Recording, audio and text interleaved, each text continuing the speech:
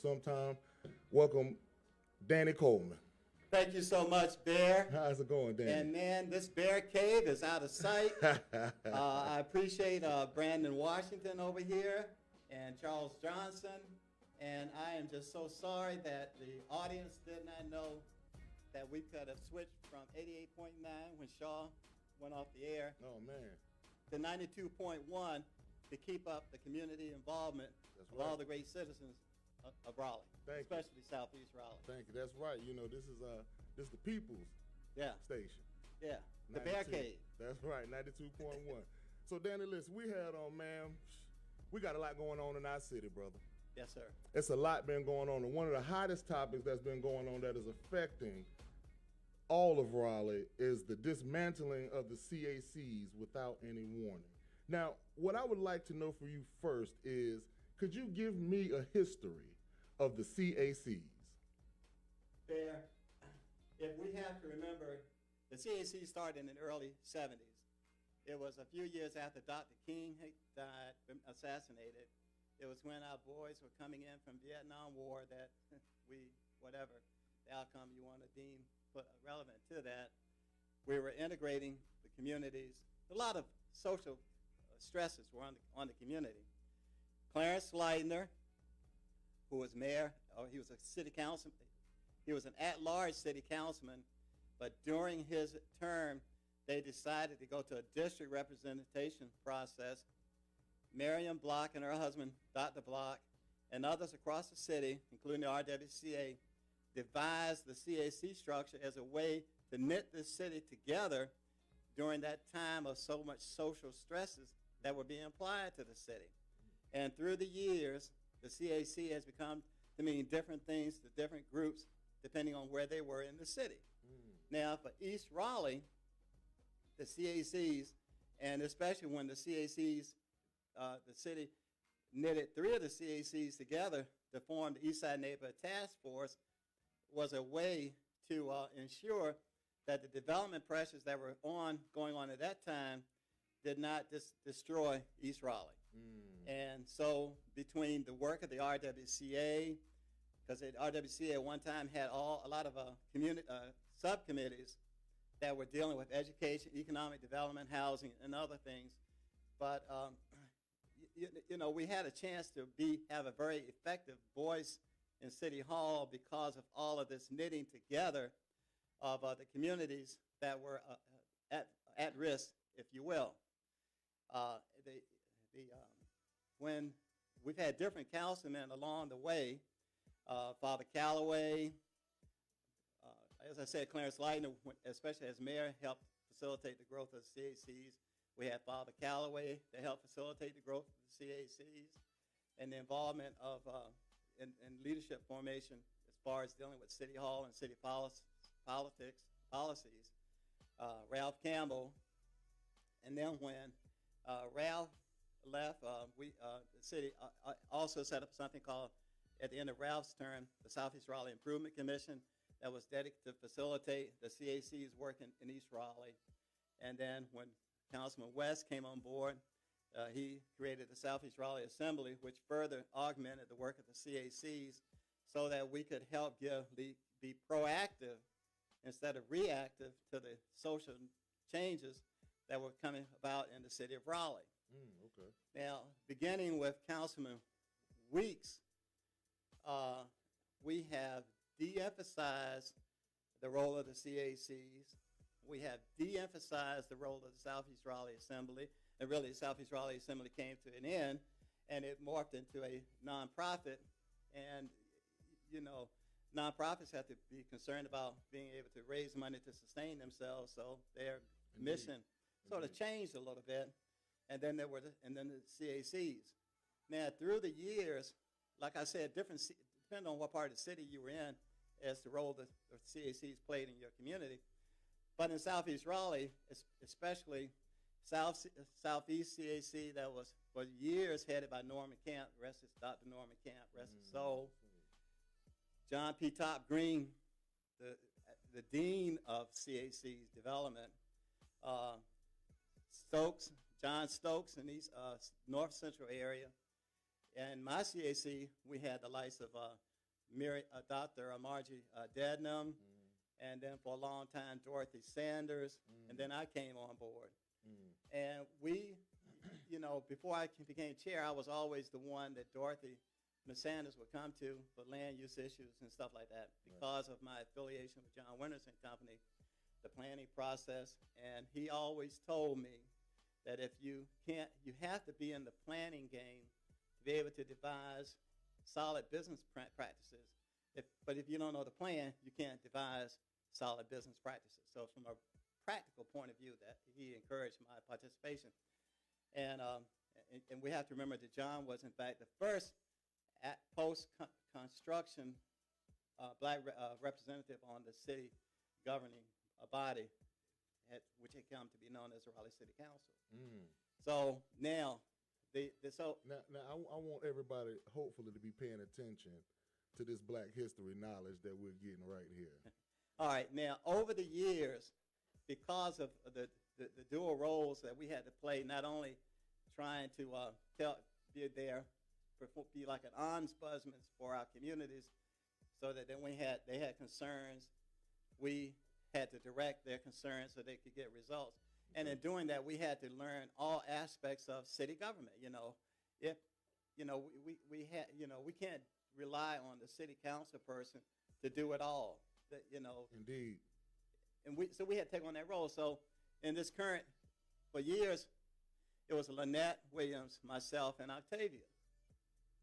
Now, the city had issues with the fact that Octavia staked out housing, Lynette staked out South Park, and my thing has always been land use. So, but and transportation to a large degree.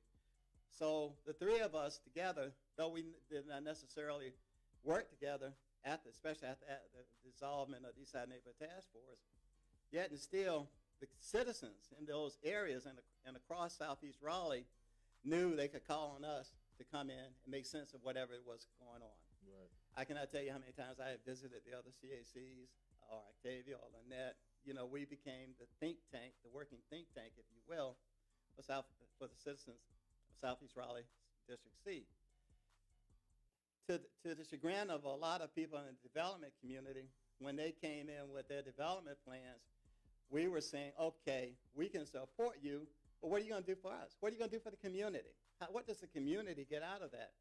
And that quid pro quo and our steadfast approach to, you can't get something for nothing. If you are going to come in and change the community, and there's always going to be some downside or some challenge the change is going to present to the community.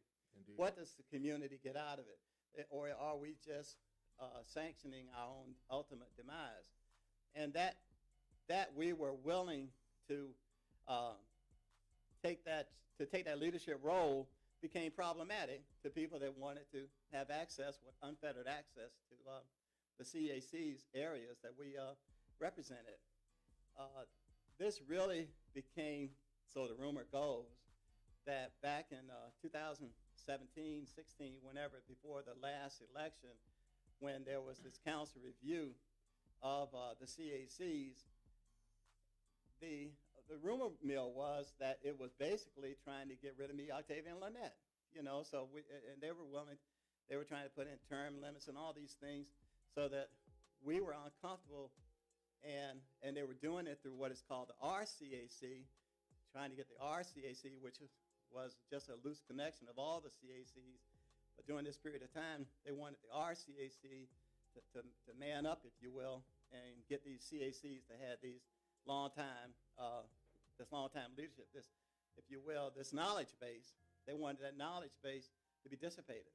They wanted to bring in new people that did not have the knowledge base, and then they would be more susceptible to accept the change that was coming, that they wanted to have, versus those of us that were going to review and analyze the change against history and against where we thought we were going to end up and how we should get there. And that didn't work, and we survived, though Lynette did retire. She didn't retire completely. She's still active in the central planning, central CAC. But So we were still there, and that was problematic. And I think that we may have been identifying with that segment of the council. You know, this council election was all about the YIMBYs versus the NIMBYs. NIMBYs was not in my backyard crowd, which they kind of associated us with. And the YIMBYs, yes, in my backyard, which was in raw terms, it was the neighborhood versus the developers. Only they weren't called NIMBYs, were not called neighborhood people. They were just called not in my backyard. And YIMBYs were called yes in my backyard because everybody wants to develop wherever they want, unfettered access to real estate. Right. So ultimately, this council came in with 6 new members that represented the best interests of the YIMBY crowd. And don't get me wrong, there are very good people in the YIMBY crowd. I like a lot of them. We engage all the time. We argue on principle majority of the time. But that movement had a council that was pro-YIMBY. The previous council had a majority that was pro-NIMBY, and elections have consequences. So the YIMBYs wanted to get rid of the people that were bottlenecking a lot of zoning cases, public policy decisions. They wanted to silence us. And if you understand, so much is occurring in Southeast Raleigh: bus rapid transit. If you got your property reevaluation, your property went up. My property went up 74%. Yeah. A lot of people's property went up. In Southeast Raleigh, we have what we now term predatory solicitation. People are going around. We were at to Octavia's credit, she had the Wake County revenue people at Grace AME this past week, Tuesday, I don't know what night. And she had Marcus Kinraid, who is the head of the reevaluation process for Wake County. She had the county manager, David Ellis, James West, and the head of the county appeal board, Lindy Brown. They were there. And to his credit, Sage Martin he sat right next to me. You know, it was my first time really getting to even interact with Sage, but we were sitting right next door. And explain who that is. Sage is the council representative from District D, who ironically is the one that presented all of the measures at the previous council meeting to abolish the CACs and 3 other things that we may or may not get into while we're here today. But one of the most fascinating stories that was shared with us that night, and I can't think of the young lady's name, but she's been a community advocate for years.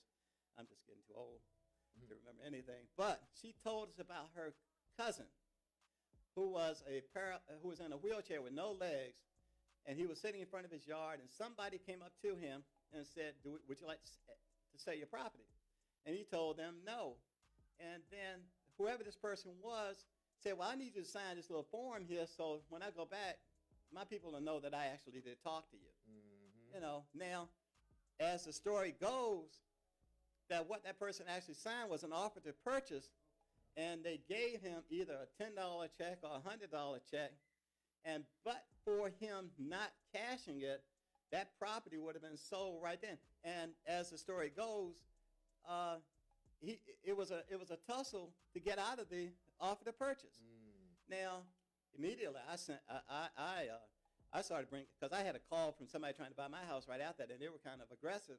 And I shared that call. I shared my response to the person calling me. He said his name was Willie. And I told him that I did not appreciate what he was doing. And I sent a copy of that text to the Attorney General, Josh Stein, and said, look, your office needs to do something about this predatory solicitation because it is occurring in our district. So, this is all the reason why the CACs. Now, brings me to my next point I want to ask. Let me just say this one thing. Okay. Council doesn't understand that just because they abandon us, that does not mean that we are still not there for the citizens. Right. And to that end, I don't know. I think the outcome of that decision is going to be thought about for time to come because I don't think it was that wise. Yes. Well, this is what I also want you to break down and lift up, specifically. What is the necessity of the CAC? Give the specific necessity for individuals who've never been to a CAC meeting. The CACs, and okay, as I tried to explain earlier, the CACs across the city, depending on where they are, serve various functions. You have, but in the inner city of Raleigh, which is comprised of a lot of the central, what is called the Central Planning District, which was also where you had all your redevelopment areas, that we had a lot of at-risk communities. So the CACs and at-risk communities gives the at-risk communities an extraordinary boost in the voice they had in talking and dealing with city policymakers, planning department, transportation department, you name it. It gave us an elevated status because we were able to talk to the citizens, to hear their concerns, and to bring whatever we knew to them to bear, and to help them congeal some strategic plans to rebut some of the plans that were coming down. And so we were an amplification of the voices of the at-risk communities that were being the focus of all of this rapid growth. And this rapid growth just didn't start now. It goes back basically maybe to when Nations Bank, formerly Bank of America, had the master development agreement with the city of Raleigh, and out of which came Founders Road, Genesis 1, Genesis 2, a whole lot of stuff. At that period, the crux of the redevelopment that was occurring in the inner city area. So that is the basic need that we serve. And not only that, we were the ombudsmen. The CAC were the community's ombudsmen. When if there was a boarded up house next to you and you had concerns about it, you were going to call the leadership of your CAC. If this young lady, but she's really in her 90s, when she felt threatened, she would call me. Octavia and all of us would field calls from concerned citizens in our community. We would get the call, because if they couldn't make it the city councilman, whether it was Ralph, whomever it was, they would call us and ask us to intercede. And we didn't necessarily have to go to the city council person, because they are part-time and they don't really have a lot of time. But because of our development in the whole process of Raleigh administration, we could call the particular department head. We could effect the solution without going through a citizen's petition, calling the mayor, calling the city manager.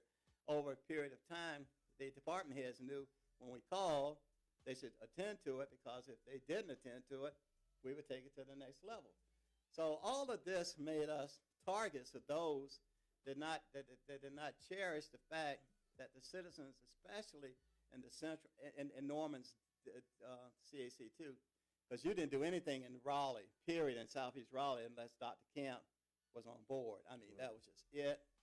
Even if I didn't want to have to talk to Norman, I knew I had to talk to Norman, because that was the way it is. So we all, over a period of time, had developed quite a lot of clout as it related to how the city was going to interact in Southeast Raleigh. Okay. And that's what they've been trying to do away with ever since 2017. So I hope I answered your question. Yeah, okay. So I know you mentioned that you sat next to Sage Martin, Councilmember Sage Martin. Have you spoken with any other council members about the dismantling of the CACs? And this is a two-part question, too. I also want to know, with speaking with Sage and any of these members, if you did speak with them, did anybody speak to the fact of them not addressing the community with the dismantling first? Okay. One, God bless his soul. Johnny Blaylock called me the day that this thing went down, and I talked with the mayor, and I can't remember what our conversation was, but the current mayor, her name was? The current mayor. I texted her, and I had There my phone is over there. No, it's not even in here, so that's good. I think she gave me the impression that this was a work in progress to some degree.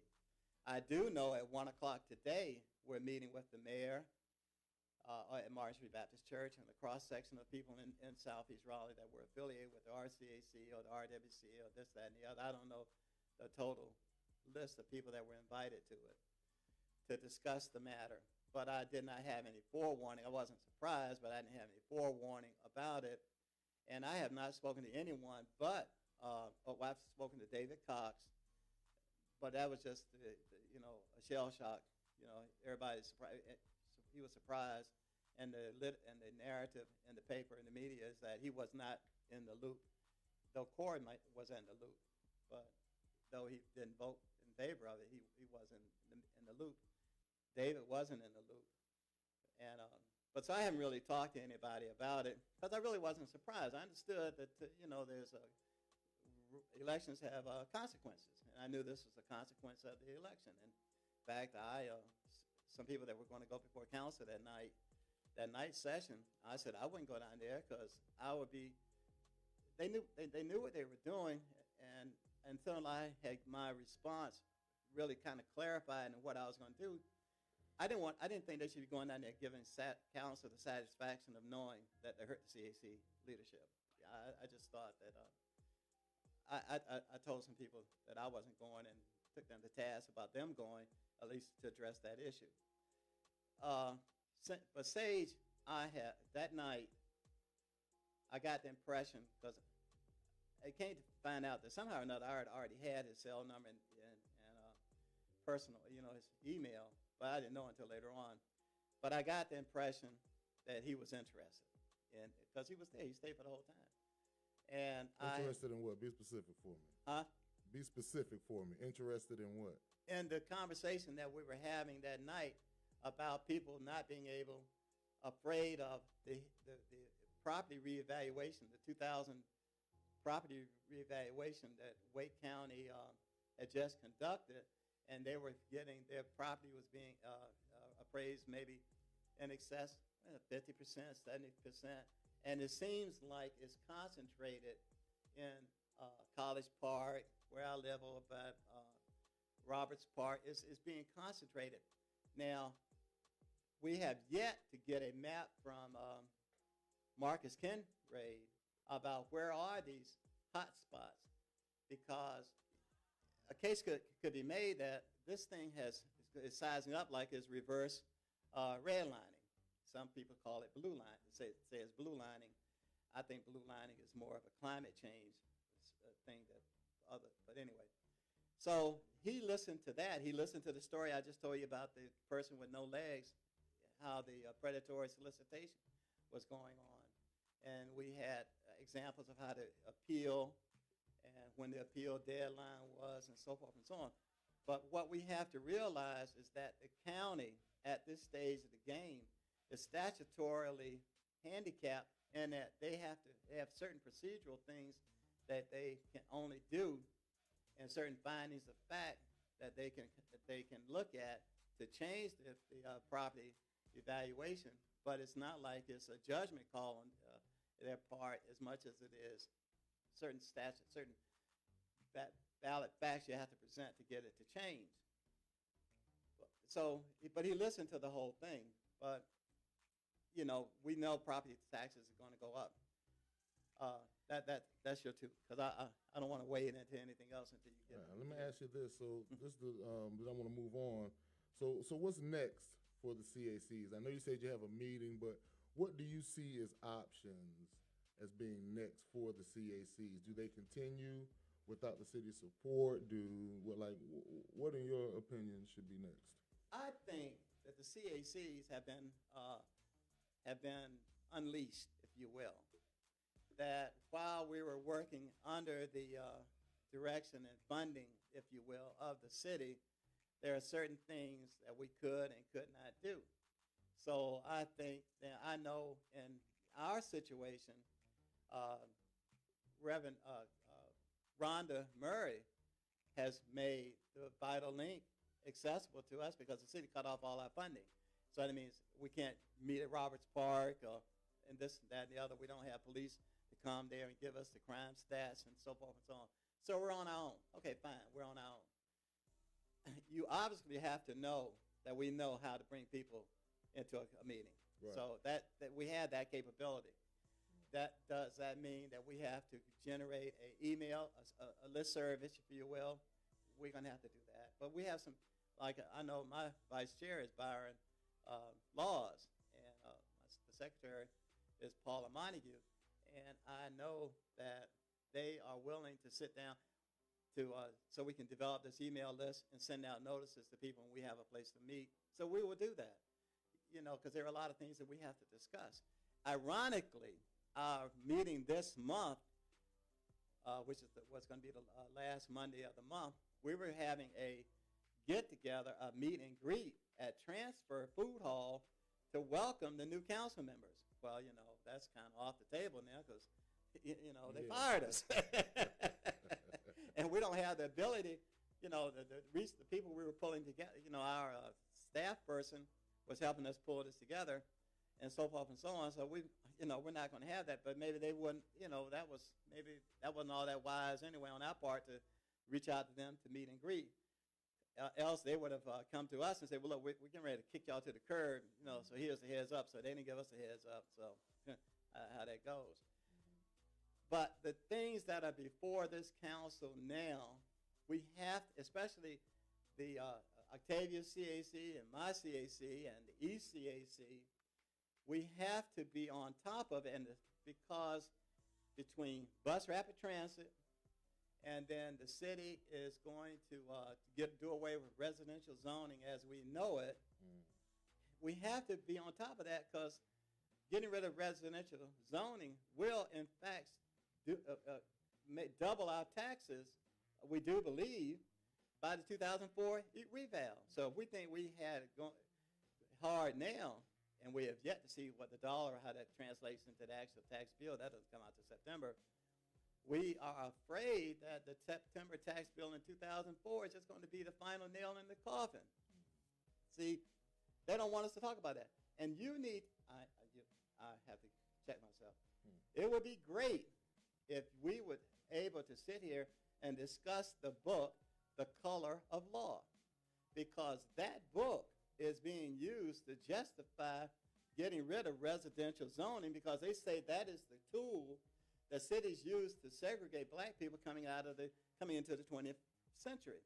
But if you read the book, you will clearly understand that it was the access to capital, the access to mortgages that you could handle.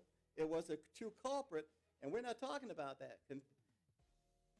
Back then you couldn't, when the fellows were coming in from World War I and subsequently World War II, the soldiers that gone there to protect this country could not buy a house and get a mortgage that was guaranteed by the federal government. Yeah, that's a fact. Yeah, so now history. that was the reason why the people who were coming in from the World War I were able to build up generational wealth, and the people, the mainstream society, if you will, and the blacks that were coming in from World War I couldn't start building. They just come in from defending this country, Correct. But they could not buy a house with a federal government guarantee, because that just wasn't happening. Right. Now, they're saying that zoning, but my contention that we would have built our house on the other side of railroad tracks with great pride had we had the money to do it.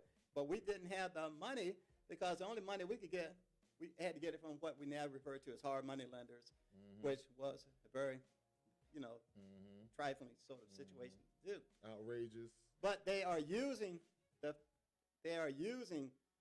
fact that some implications in the color of law lends toward restrictive residential zoning as being the culprit. But if you have to read the book, we have to discuss where these policies are coming from to figure out whether they are legitimate or whether they are just another ploy to push us out of the way. And that is another reason that they got rid of the CACs. I just want to promote one person here. I serve in the Raleigh Transit Authority, great group of people. The chair, Talulupe, you can pronounce her last name. I'm not even. I just got her got it straight about how to pronounce her first name. Shout out to sister. Huh? Shout out to the sister. Yeah, but anyway. Tallulah Pay is our own, in my opinion, my humble, ignorant opinion, she is our own Rosa Parks. Because Tallulah Pay is fighting tooth and nail to make sure that the New Bern Avenue BRT does not exacerbate the already gentrification and displacement. That is correct. She talks with me about that a lot. She stays on it diligently. Passionately. Yes, that's sister. Passionately on top of this. And we as a community have to embrace her because she has it coming at her from all ends because she is standing up for what she believes in. And you know, her program is what? My brother's keeper. So she truly is committed to what she's doing. And she's not, in the grand scheme of things, not bought and paid for. She wrote her own grant. She is her own person. She's tough. But if we do not say, don't mess with her, she has the right to her opinion, and then answer the questions she has and take them serious, we are doing our own selves a disservice. So if I don't do anything else today with you than to plug my chair, my friend, Tallulah Pay. We need her. I'm glad we have her, and I don't want anything to happen to her. Now, let me ask you about this. Something came across my desk that said the Housing Bond Advisory Committee. Yes. And it had your name amongst many others. Some I knew, many I knew personally, and many I didn't know. Yeah. What can you tell me about this Housing Bond Advisory Committee that has been conceptualized? Well, okay. I know it's a bond. I can't even tell you what the projected amount is, maybe $100 million. I don't know the dollar amount. And quite frankly, I have been trying to figure out what can we do to get people's attention. And, you know, I always think, well, let's just go to the money. You know, you got the housing bond, you got the park bond, all these bonds. Now, my idea of bonds is that bonds should be amortized by the growth of city or county revenue and not by the ad valorem taxpayer. Interesting. And, you know, so that means if we have the money that's on the books showing, you know, like if you go to get a loan, right? You know, they say, well, let me see your debt ratio. Right. You know, do you have enough money to pay the money back? And then you have enough money to pay the money back, get the loan. But in bond financing, whether they have the money or not to pay the money back on the books, they do it because they can come and make you pay. And that's the problem that I have with bond financing. Now, some of you may or not remember back in the late 90s, early 2000, Wake County floated a school bond that was denied. And the next time around, because we had a revolt, because there was a taxpayer revolt led by the Republicans, the Colonel Pendleton, Gary Pendleton, affectionately known as the Colonel, and all of them effectively took over the county commission, and the Republicans pretty much controlled the county commission from 20 to 2014, as Sig Hutchinson reminded me earlier this week. But the next bond that came up, the bond amount there was a commitment that it wasn't going to come out of the ad valorem tax base. The rate we didn't have to pay for it. There was that much slack in the revenue. There was more money coming into the county, and they were going to use the excess revenue they had to pay the note. In other words, they were going to qualify the ability to pay the loan, repay the loan on what the county was, the trend, the money the county already had coming in, rather than saying, well, we'll do it, and we'll just pass it on to the ratepayers. When I got this call from Nikki Jones, who is assistant to Larry Jarvis, I said, yeah. I said, you know, maybe I need to work on this thing from the inside. You know, maybe I need to understand bond financing better than I understand it. I need to be there to make sure, because I have served on several housing task force, Wake County, Raleigh, many of them, and maybe I can help, because there's several issues about housing, affordable housing in Raleigh that we have to realize. And if nothing else, this mixed-use development has us building the same size unit for everybody. And but we know that we have people that have are a check away from being homeless. Right. And maybe we need to build a smaller unit. You know, it's called tiny lots or stuff like that. Indeed. And we need, because that's what we did in earlier generations. But they're tearing all these things down. But we had, you know, like Biltmore Hills. Average side of the house, maybe 900 square feet. Indeed. Average side of the starter home now is 1,300 square feet. There's a lot of house there. You look at the houses in Washington Terrace. I don't want to say that these things aren't needed, but they go into the base of the cost base of the house. And with taxes going, boy, and those people over in College Park, you know, those new houses, they got, their tax bill in September is going to make some of them not be able to keep up the mortgage. So we have to change. But see, we're building these houses. We're not really building these houses and these apartments for the at-risk, the challenging, the 30% of people at the putting too much money. They don't have the money for it. We're building these houses for people that do have the money for it. And we're saying that we're letting people get in the houses now, but they can't sustain it because the house is too big and so forth and so on, and, you know, the maintenance and everything. Unless they are in a job that's actually going to grow, because that's the thing that, you know, their income is going to grow. But we have to ask ourselves, in some of these communities, will their income grow faster than the tax rate? Will the cost of living in Raleigh put them in a bind where they don't have the money to pay these extra costs? And we aren't taking that into account. But if we build them a smaller house and maybe make it maintenance free so they don't have to worry about painting it and stuff, because these are the things we used to discuss in building affordable housing. I was on the housing task force back in 2000, and the conversation then and the conversation now is worlds apart. And, you know, then, you know, we were going to put the city into position to do affordable housing, put a bond out. Then it was a $10 million bond. But the compromise was that everyone was going to take a hit. The developers were going to take a hit. The banks were going to take a hit. And we were going to put a product out there that was basically maintenance-free so that the people could afford to live there. And we're taking all these things into consideration. None of that's in consideration now. We are building a unit that is geared toward people that have a guaranteed income heretofore. And as I was explaining to Kevin earlier, we are forgetting that so many of us are in the new socioeconomic classification called the precariat class.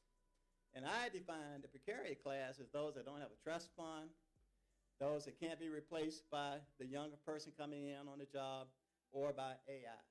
If you're subject to any of that, your job is here today and gone tomorrow. And then I was telling Kevin, when we look at the News and Observer and the pension that those people have, and this is the News and Observer that helps shape the public opinion in Raleigh. And I asked one of the editors, so how are your pension? Because their pension is up in the air. You know, we don't know. They don't know if they're going to have a pension. You know, and there was a further article in today's paper. So they don't know if they're even going to have a pension. And the paper, you know, you have to, you know, reading editorials is a subjective experience. But one could say that the News and Observer has been do whatever you want. You know, the taxpayers can pay it. You know, people coming in from up north, you used to paying $10,000 a year in property taxes. People down south used to pay maybe no more than $2,000 a year for property taxes. And they've been saying, well, we aren't paying enough. You know, because the point of reference is what they brought down from the north and wherever. And so, you know, hey, there's more room. And it's killing us. It's putting us on a lot of stress. And I was just thinking, well, how many of those pensioners the News and Observer has that will not be able to afford to live in Raleigh once this pension thing gets resolved? And I wanted the News and Observer to sort of, you know, engage the citizens, you know, a little differently in the subject matter, because right now it has come out, it seems to be on the side of the YIMBYs, forgetting the NIMBYs, and more specifically, maybe not being as sensitive as I think they should be to the at-risk communities that are actually paying the brunt, feeling the heat, if you will, of all this development and the cost thereof. You're all in my subject areas, brother.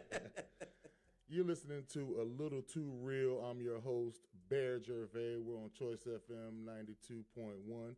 We're talking with Danny Colman, former RWCA president, South Central CAC president.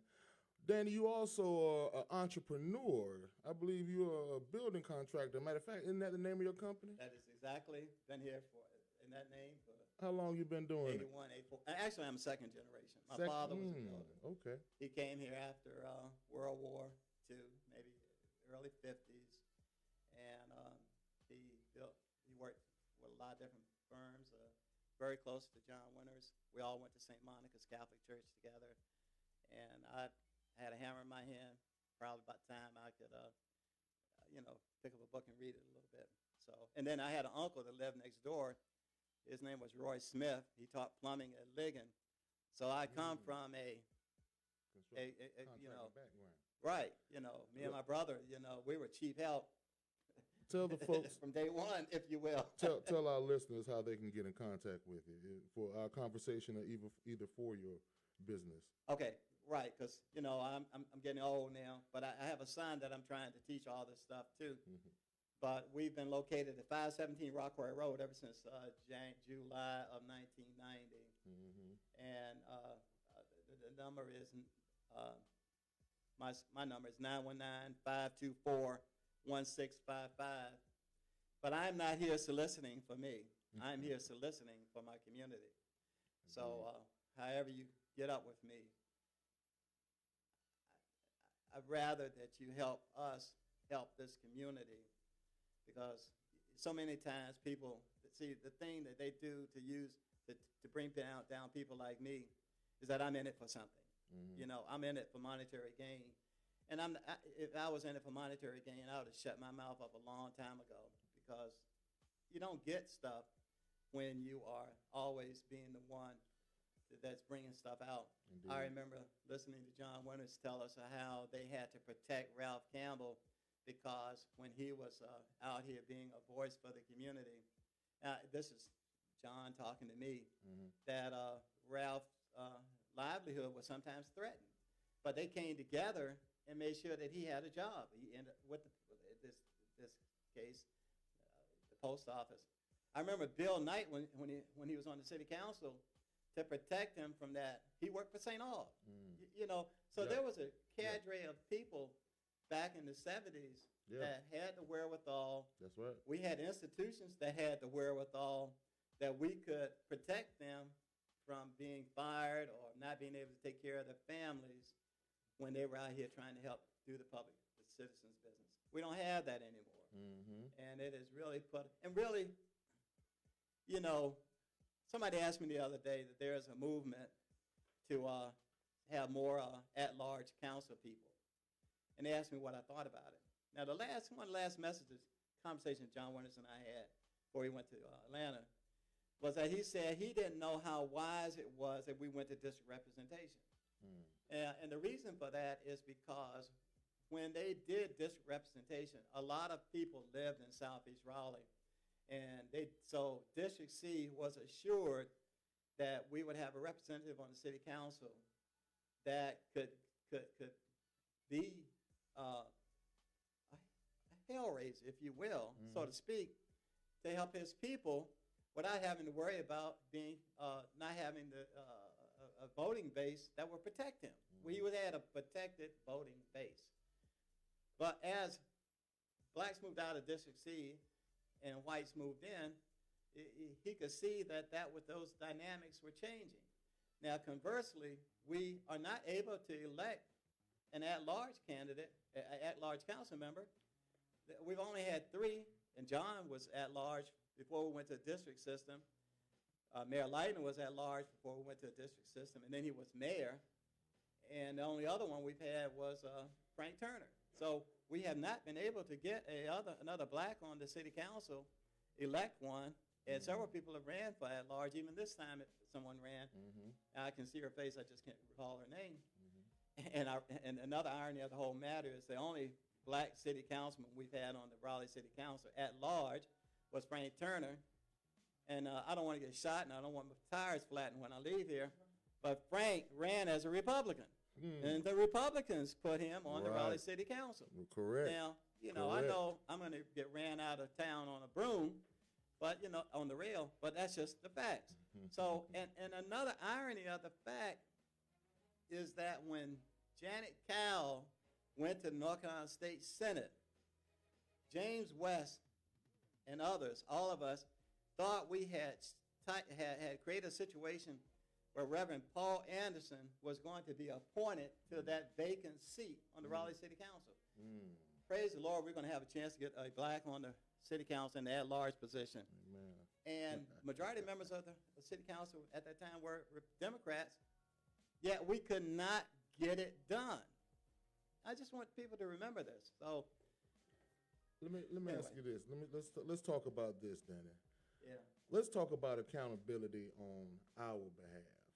on our behalf. As far as what can we participate in or stop participating in to pull us out of this situation?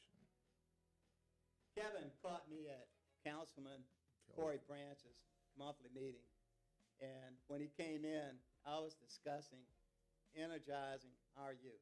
And this is the story I was saying. In the 60s, it was the youth that went in to Woolworth,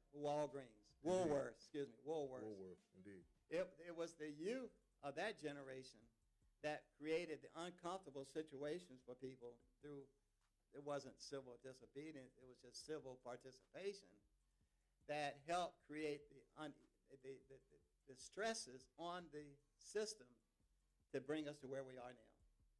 Where is the youth now? You know, why we're being pushed out of Southeast Raleigh. The question is, how can we help our youth to create these uncomfortable situations so we can address the issues that need to be addressed, just as the youth from the 60s provided that same level of accessibility to that generation of leaders. And if I hear another person tell me about voting, I'm going to slap and scream because that's not giving us what we want.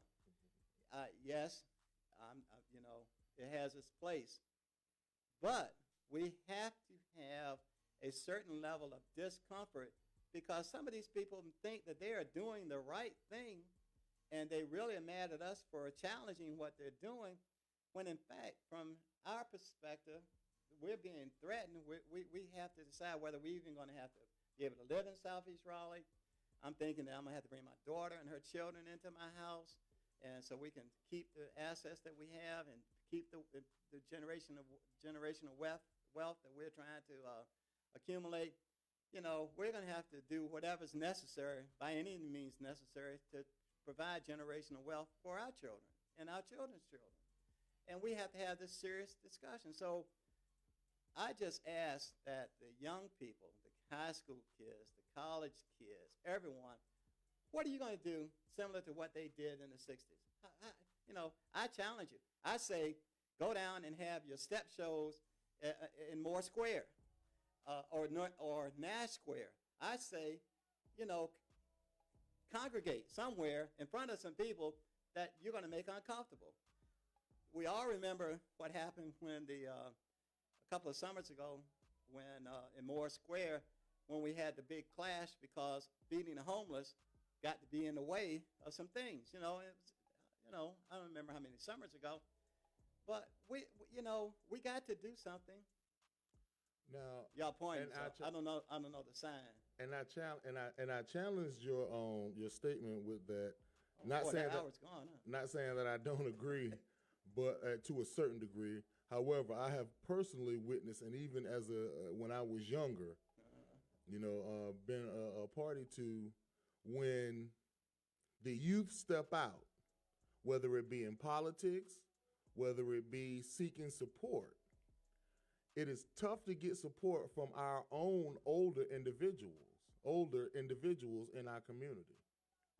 So it's not that youth aren't taking a step up. It's sometimes within our community is when they do step up, if it's not in the manner that the elders see fit, or if it's not in the manner that the elders did themselves, or that the elders will approve of. For instance, you remember what it was like when rap first came out. and how rap was not accepted by your generation to on any degree. Okay, and rap now is incorporated in everything in the world. It pushed the votes, it pushed the youth, so it has become a tool that of positivity. Now, of course, we all know and hear the negative about it, okay, and I understand that as well. However, if a person was trying to use rap to get a message across, the elders would shun them. If a person was to use any modern methods, even technology, okay, even technology. I have a lot of businesses I know that are owned by older black individuals who refuse to have websites. All right, I know black-owned media outlets that do not take their website serious. And when the younger generation, who is the generation you're speaking of, tries to suggest, tries to create, we don't have the support. Now, it's tough, all right, in this world when you don't have the support of your elders. What would you say to that, Danny? Okay, this is what I say to that. We have a history of people that came out of slavery and didn't have a clue as to how to jump from slavery to being a citizen of this country. And they figured it out. They didn't have somebody that was going to tell them, well, you do this and you do that, because no one had the idea, because they had not been there before, but they figured it out. And the greatest thing that we have going for us is our innovativeness, our native intelligence, our native desire to get something done. Take the rap, use everything that you just talked about to make sure that they're going to have, this is survivability. Self-preservation is the first law of mankind. Indeed. How are those young people that you're talking about with all the skills that you just brought up in this conversation, they have to decide how they can take those talents and make it work so there'll be something there for their children when they get there. Yes, I'm telling you the thing my father used to tell me, and it used to piss Mary Perry off with the Wendell NAACP, because I tell her what my father told me.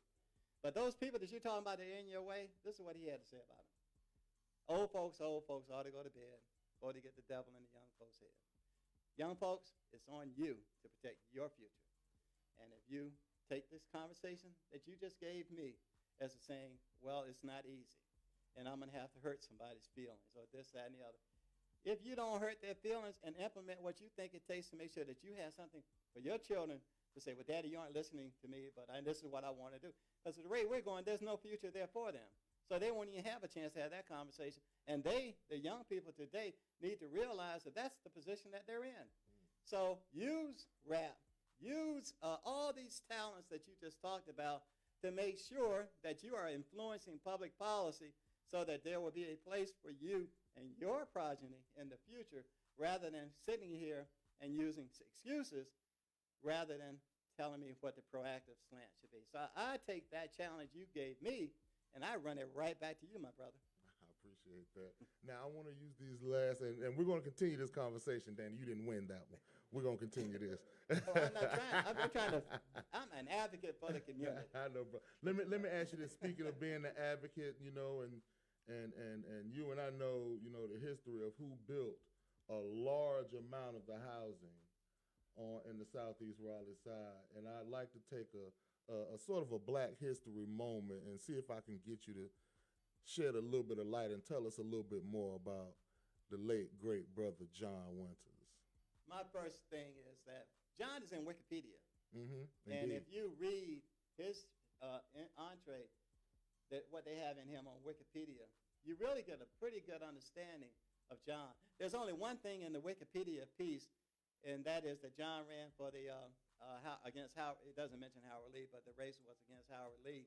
And John didn't run against Howard Lee. He didn't lose. He only lost one election that I'm aware of, and that was the first time he ran for the state senate. But John he wanted something. He wanted something. He wanted something. He wanted to do better by his family. He worked 2 and 3 different jobs. John had to file bankruptcy 2 or 3 different times along that journey, but he was committed to working, and he was able to save the little bit of money that he was making, putting it together, adding it, and so forth and so on.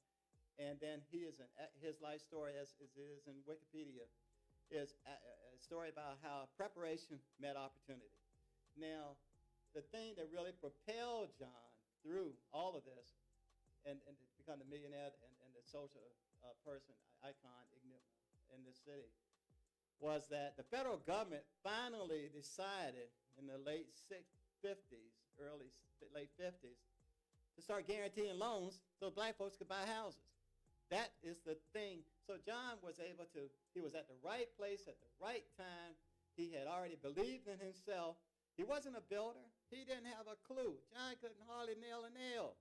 But he had a vision. He had a desire to do something, and he wasn't going to let circumstance keep him from doing it. And then when, and the people that he met at the airport when he was a sky cap and all this stuff, they saw this hustle in him. And then, like I said, the feds decided to guarantee home loans to African Americans, and he was able to work with Big Ed Richards and Cliff Benson and others, and they were able to do things in his community, but he had already laid the groundwork on his own self-initiative. So John was, and he always took other people with him.